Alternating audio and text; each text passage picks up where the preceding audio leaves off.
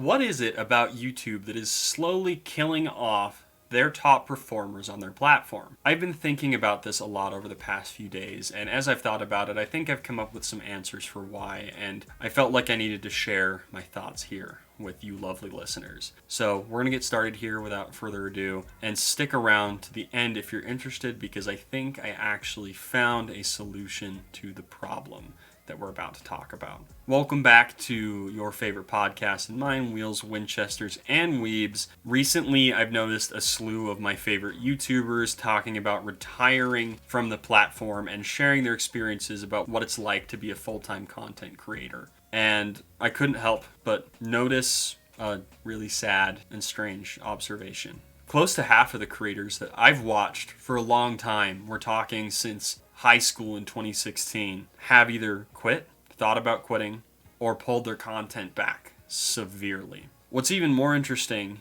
is that half that I'm talking about are typically in the ultra influencer 5 million plus subscriber bracket. Now, I know that in some sense this might just be a case that they are on the right tail of their product curve and their channel as the product is slowing down, as all products do over the course of their lifetime. But as I sat and thought about it for a while, I couldn't help but notice a couple things.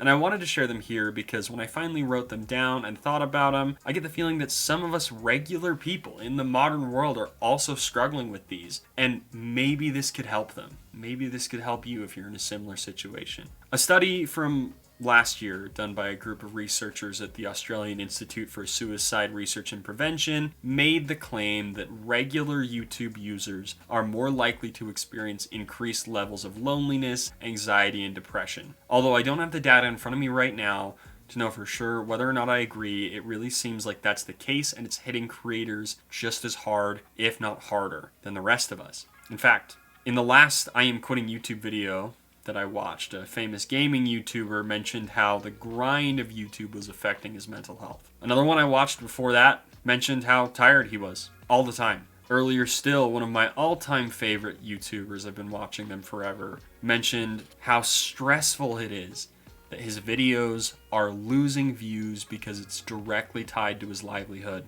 The point I'm trying to make here is that there's something happening to YouTube and YouTube creators as a whole, and maybe some of these observations are causing it. My first one ties directly to what I was mentioned before about those "am I quitting" videos, is what I've come to call them. And it's actually something I've had to learn myself in the past few years as I've tried to make my own creative projects work. Constantly grabbing the attention of the crowd is exhausting.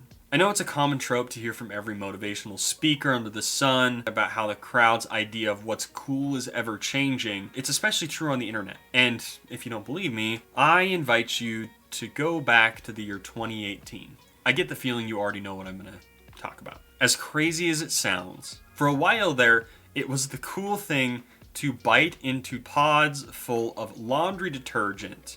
Now, I know what you're saying. Not everyone believed that. It was just kids, blah, blah, blah. The point is, the kids are the ones that were consuming and creating the internet content that was driving this. And there was enough people doing it to make national and international news. No one would ever consider doing this now, but for a while it was the funny joke on the internet. I saw it everywhere. Even though I wasn't in the area I was living, I didn't have access to internet at the time, I heard about it from everyone I ran into. Based on one study, James Stimson suggests, back to this topic, that public opinion and belief shift about every decade. But in the last few years, it seems like consumers are willing to shift what they prefer to consume in as short as every 3 months. This wreaks havoc on regular industries, but an industry where your earning potential is tied to whether someone wants to consume your content, it's no wonder some of our favorite creators are exhausted. I experienced this myself when I first got started making short form content. I was making fun little 1-minute clips on TikTok, and about a year ago I made a video called "Who is the Canberra Stalker?" That video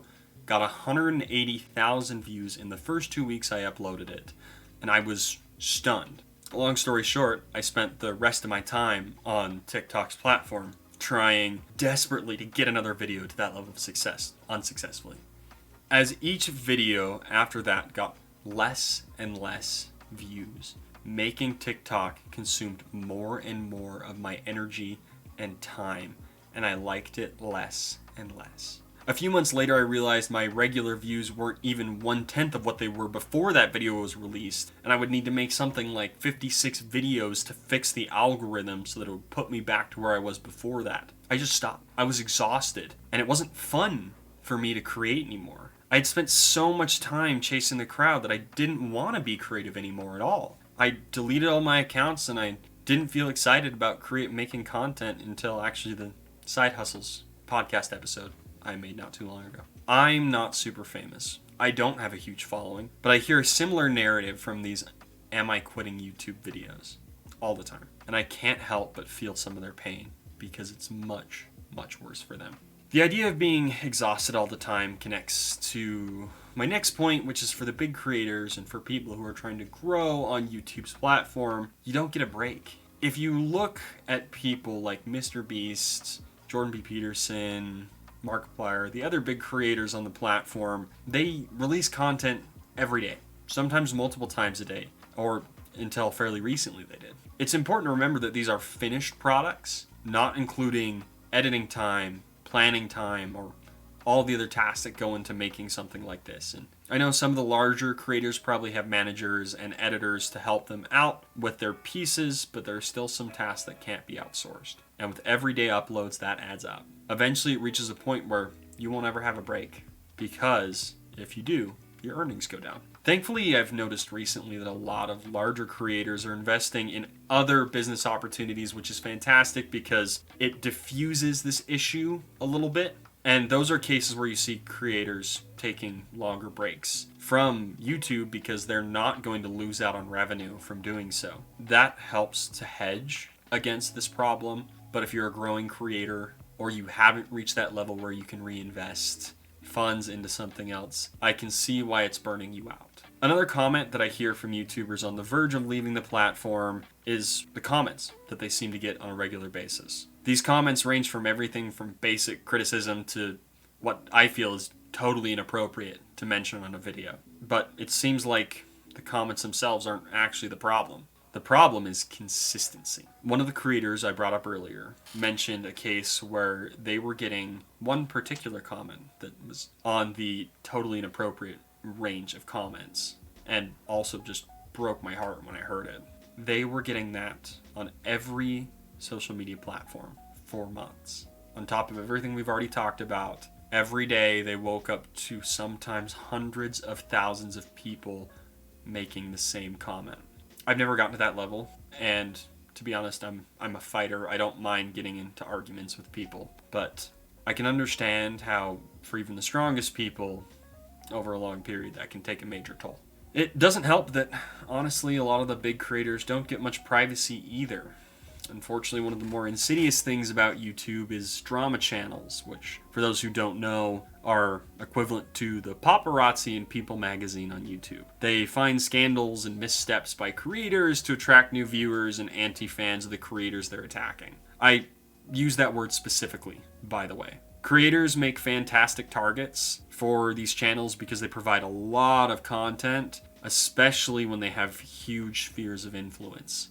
The unfortunate aftermath and side effect of that, though, is that as these drama channels continue to grow and more people find a community there, the people on YouTube switch from consumers of YouTube to analyzing and being hypercritical of the creators' content and actions, pulling them into the public eye as maybe some of them don't want and were never there before. We've seen what that kind of constant exposure does to celebrities and political figures, and I can only imagine what it does to large creators on the platform. Wrapping all this up, all the problems above lead to one more issue that's burning out creators at what I believe a faster rate than ever. All these issues above make creating content no longer fun. All the creators that I've ever noticed who've actually opened up about why they got started and what they're doing on the platform explain that they got started creating and keep creating because it's fun and fulfilling, and I feel the same way. I do this because it gives me an outlet and it helps me to be more creative. But sadly, if you're experiencing all of the above, the fulfillment can quickly fall apart. And as you can see, there's plenty of other reasons why YouTubers are getting burned out. aside from that. So this is just icing on the sad cake that is YouTube in 2024. I don't want to end this episode on such a sad note though, so as I sat there thinking about this, I tried to come up with a solution to help fix the burnout problem, and after digging into it for a while, I think I found 2 things that help. I don't think it'll make it go away, but at least it'll provide some measure of support to people who are struggling with this. One I've mentioned already is hedging your bet against viewership falling, like some of the larger YouTubers have done. This can apply to other areas of your life as well. If you're in a situation where you are just finding tons of criticism and hypercritical people in your sphere of work and life, having something to fall back on can help make it hurt a little bit less and can help provide you some measure of relief. The reason why this is such a good thing is it gives you a backup and something to share the load a little bit. The second one, if you're getting started on this platform, if you want to make YouTube videos, or if you're already on there, is to create a very strict plan and schedule for your YouTube uploads and what you will share on the platform. I don't think this one is nearly as effective as the first one, but at least it limits your exposure on the platform overall, and I think that could help a lot of people right now. Overall, I think the YouTube creator economy does leave a great opportunity for people to express their creative vision and add some real value to the world, but it suffers from some issues like I've mentioned before. And if you're on YouTube or thinking of getting started, then I invite you to think about what I've brought up and keep some of these things in mind. If you found this helpful, please take a moment to subscribe wherever you found this podcast and show us a little love. It helps me out a ton, and it also lets me know that people at home are benefiting from this. Also, if you know someone who could use this advice right now, please share it with them. I mainly made this so that I could help people who have this problem, because I've been here before. I know what it's like. Anyway, see you all in the next one.